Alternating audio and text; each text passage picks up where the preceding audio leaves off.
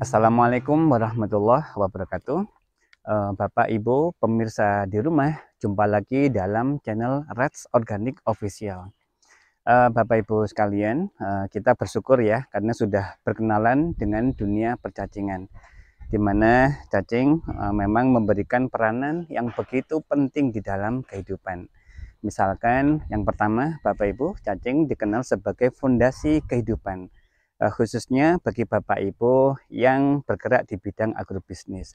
Kalau bangunan agrobisnis Bapak Ibu ingin berkembang, kokoh dan kuat, maka tentu saja membutuhkan fondasi yang kuat.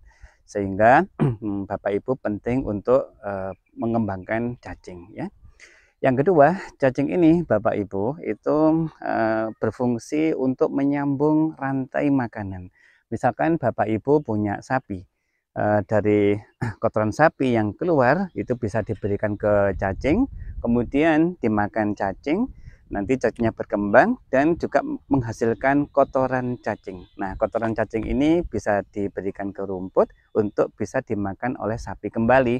Sedangkan cacingnya itu bisa Bapak Ibu rebus, di mana air rebusan cacing ini sebagai suplemen untuk penggemukan sapi, gitu ya Bapak Ibu.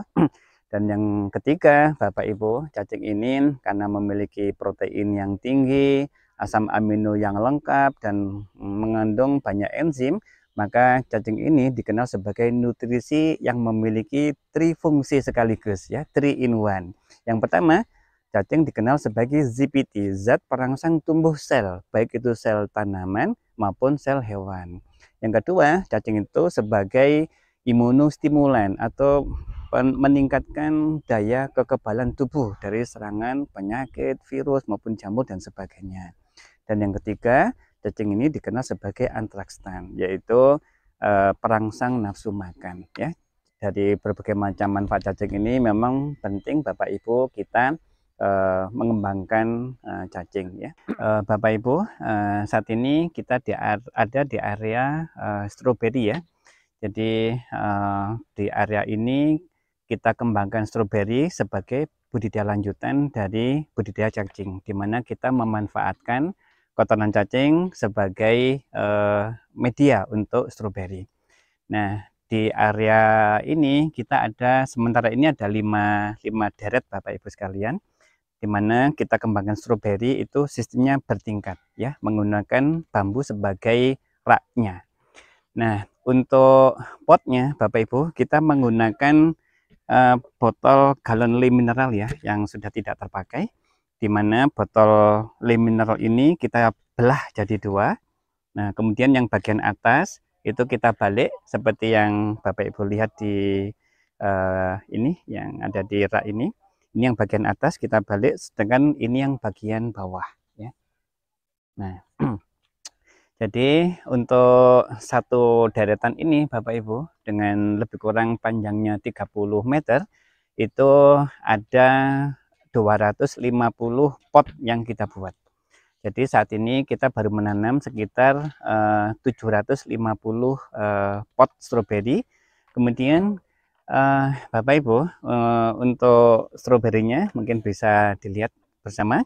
Jadi untuk media awal dari stroberi ini kita menggunakan yang pertama tanah sebagai unsur mineral, yang kedua pasir untuk menjaga kegemburan, dan casingnya sebagai nutrisi atau pupuk organik untuk tanaman stroberi. Selanjutnya ini di bagian permukaan kita berikan serat dari daun pinus supaya stroberi yang berbuah itu buahnya itu tidak langsung nempel ke tanah, tapi tertahan oleh serat daun daun pinus supaya buahnya bersih dan tidak busuk ya. Bapak Ibu sekalian, stroberi yang kita tanam ya, yang ada sekitar 750 ini, itu yang kita tanam, kita ambil jenis namanya mencil ya. Jenis ini atau varietas ini punya beberapa keunggulan. Yang pertama, buahnya kalau sudah panen itu buahnya lebih besar. Yang kedua, rasanya lebih manis, kemudian lebih tahan penyakit. Nah, sedangkan untuk ciri khasnya itu daunnya cenderung lebih besar. Ya, gitu ya. Baik. Bapak Ibu, untuk stroberi kita ini adalah stroberi organik, di mana pupuk yang kita gunakan juga pupuk organik, dan pestisida yang kita gunakan adalah pestisida nabati. Ya, jadi tujuan dari kita area stroberi ini adalah untuk petik stroberi. Nah, Bapak Ibu sekalian, eh, untuk memberikan hasil yang lebih maksimal, di bawah ini Bapak Ibu, di bawah rak stroberi kita kembangkan cacing ya, karena kita membutuhkan apa itu, kotoran cacing nanti sebagai untuk pupuk stroberi ya. Tinggal kita angkat, kita masukkan ke mana, ke pot. Nah gitu Bapak Ibu, baru kita tutup lagi ya. Jadi cacing itu salah satu makanan organik untuk akar stroberi.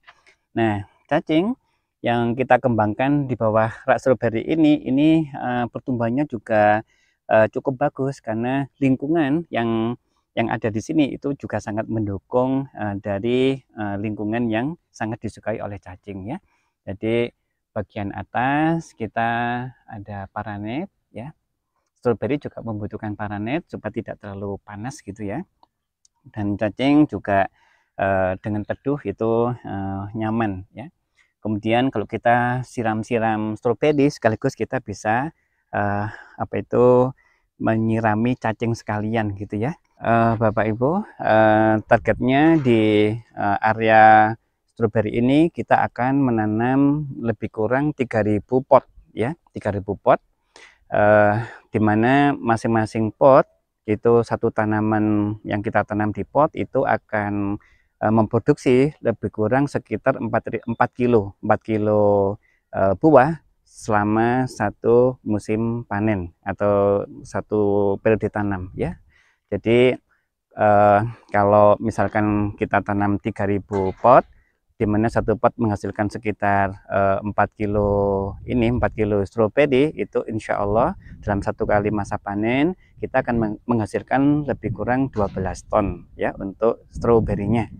Kebetulan harga stroberi pada saat ini sekitar antara 35 sampai 40.000 ya untuk per kilonya. Sedangkan untuk kolam cacingnya sendiri Bapak Ibu sekalian, dengan luasan 1 meter kali 15 meter ya, yang ada di bawah stroberi itu totalnya ada 30 kolam, di mana masing-masing kolam ini Bapak Ibu kita targetkan itu panen cacingnya 2 kilo per harinya, sehingga dari 30 kolam cacing itu perharinya insya Allah kita bisa panen sekitar 60 kilo per harinya. Untuk harga cacing sekitar 20 sampai 25.000 per kilo ya. Jadi itu Bapak Ibu sekalian, apa itu, tumpang sari antara cacing dan stroberi. Mungkin itu Bapak Ibu konten kita kali ini, semoga bisa memberikan manfaat kepada kita semua. Terima kasih. Assalamualaikum warahmatullahi wabarakatuh.